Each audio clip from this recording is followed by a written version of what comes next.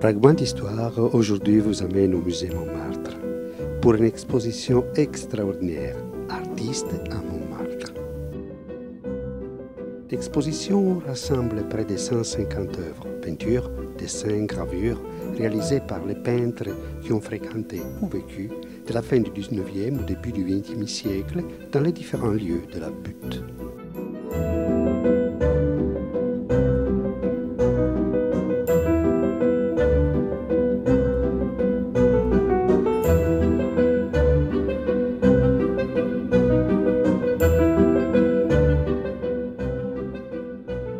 Combien d'ateliers il y avait au tournant du siècle ici à Montmartre?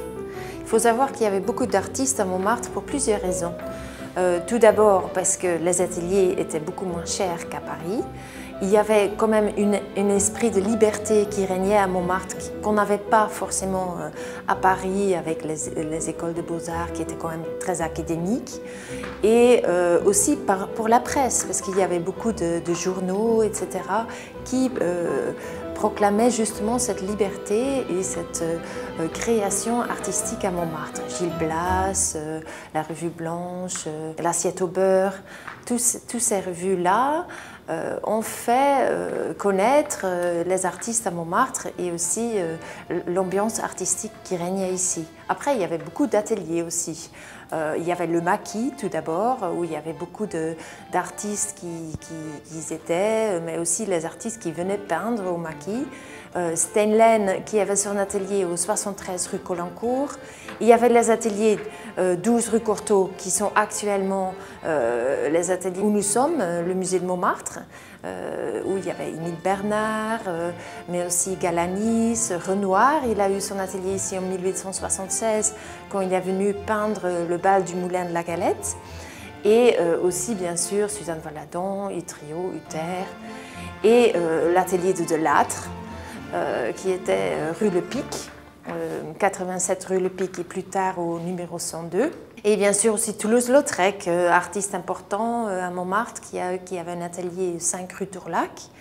On parle aussi du Lapin Gilles et aussi le cirque. Les artistes s'installent dans les cirques pour créer leurs nouvelles œuvres qui étaient quand même très avant-gardistes à l'époque.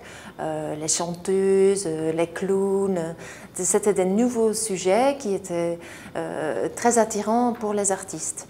Et puis le bateau lavoir, bien évidemment, qui a eu un rôle très important dans la création de l'avant-garde avec Picasso qui peint en 1907 les Demoiselles d'Avignon. Dès lors, le peintre et les poètes deviennent inséparables. Ils ont leur dialecte, leur code vestimentaire, leur lieu de prédilection. Ils dînent ensemble, déambulent en chantant dans les rues et rentrent tard au bateau lavoir, où Picasso a écrit à la craie bleue sur sa porte « Au rendez-vous des poètes ». Tous les soirs, ils se lancent des défis et réinventent l'art au milieu des éclats de rire.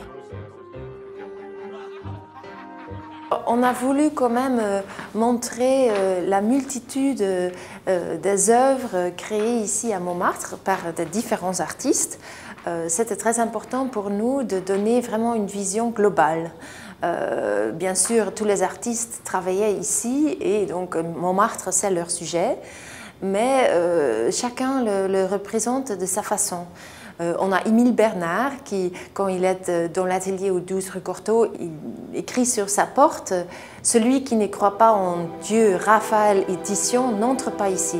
Parce que depuis son retour de son voyage en Égypte, il fait vraiment un retour en arrière. Il s'intéresse vraiment aux grands classiques, aux maîtres de la Renaissance. Et on le voit très bien dans l'autoportrait qui est ici présenté dans l'exposition, où on voit vraiment bien l'influence des grands classiques.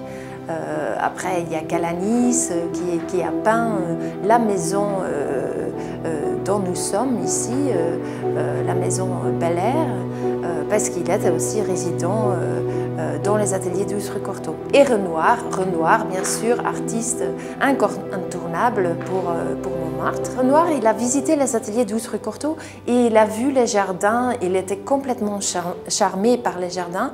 C'était presque comme un parc abandonné.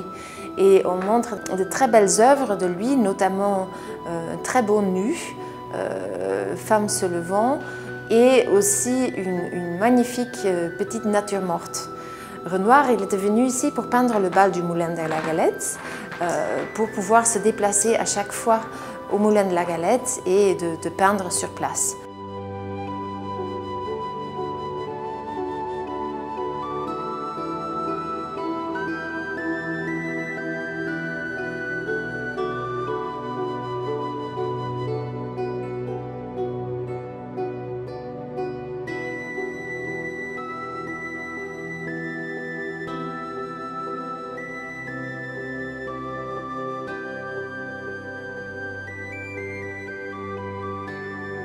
On montre aussi une très belle œuvre dans sa bougival pour lequel, c'est une petite gravure pour laquelle Suzanne Valadon a été le modèle. Suzanne Valadon qui est bien sûr aussi une artiste très importante pour nous. D'ailleurs, on consacre toute une salle à son œuvre où on montre vraiment des vues de jardin qu'elle a fait ici dans les ateliers du Troccorto, où on voit vraiment le jardin du musée. Et c'est un sujet très important pour elle parce qu'elle a peint au moins 17 fois depuis 1912 jusqu'à 1927. Donc c'était comme un leitmotiv pour sa peinture. Après, il y a aussi un très bel autoportrait où elle se montre vraiment sans concession comme artiste peintre. Et puis, on a fait aussi toute une salle à Maurice Utrillo, qui est quand même un artiste aussi très important pour le musée de Montmartre, qui était ici dans l'atelier de 1912 à 1927 avec Suzanne Valadon et Hutter. On ne peut pas, quand une femme vous sourit, on ne peut pas être fidèle à Paris.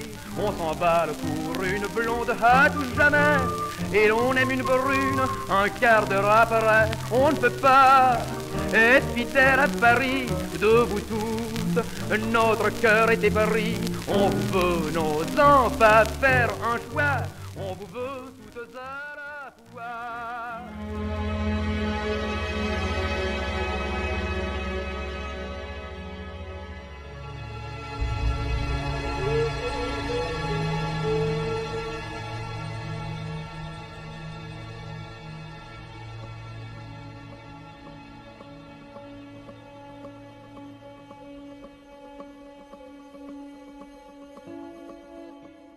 Et puis, bien sûr, on montre des vues de cirque qui sont quand même assez exceptionnelles, notamment Foot été chocolat par Ibels, qui est un artiste aussi qui était souvent à Montmartre, qui était lié aussi à la Revue Blanche et qui a montré le duo des clowns que Picasso aimait tant.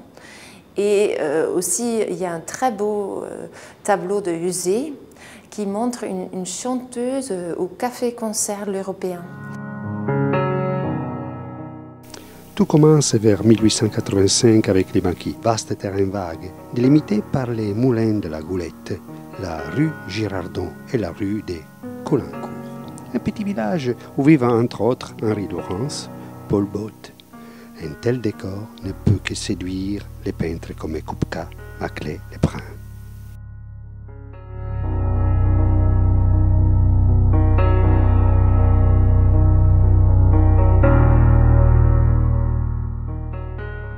Et puis après, ce qui est très important aussi, c'est toute la farce de Dorgelès, le tableau qu'ils ont en 1910, qu'ils ont fait peindre par l'âne de Frédé, l'âne Lolo, et qu'ils ont envoyé au Salon des Indépendants, et qui a été accepté, qui a été présenté, et qui a même été acheté par un collectionneur pour 400 francs, donc c'était quand même une sacrée somme à l'époque.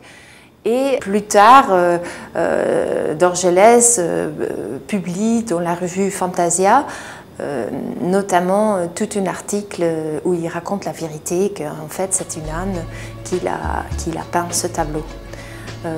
Plus tard, Paul Bédu achète l'œuvre et où c'est toujours actuellement dans le centre culturel de Paul Bédu. Ça sort très rarement, donc on a été très heureux de l'avoir pour l'exposition ici, parce que normalement, il était marqué dans les statuts que l'œuvre ne pouvait pas sortir du centre culturel. Et donc, on est très heureux de pouvoir le présenter ici.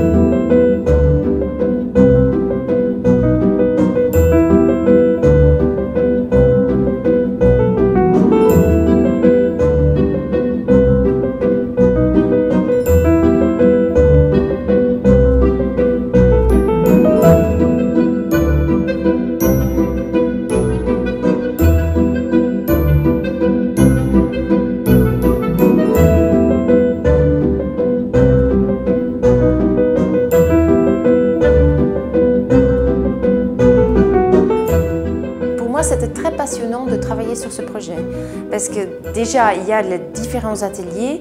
Ce qu'on a fait aussi, c'est qu'on a créé une carte que le visiteur peut emporter avec lui pour visiter tous les lieux. Et ça, c'est très intéressant parce que en tant que visiteur, on peut aussi aller sur les pas des différents lieux à Montmartre. Cette exposition vous permettra de voyager et garder un grand souvenir de la Butte.